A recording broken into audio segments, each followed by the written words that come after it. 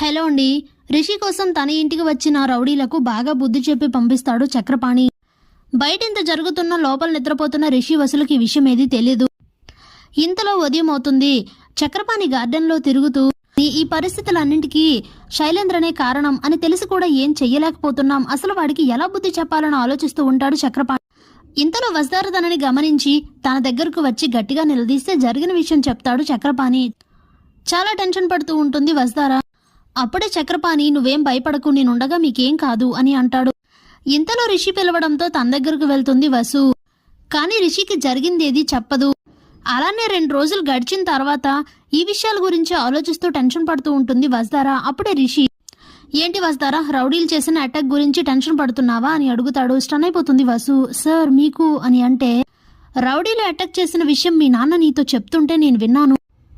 నువ్వు నా దగ్గర ఎందుకు దాచావంటూ కోప్పడుతూ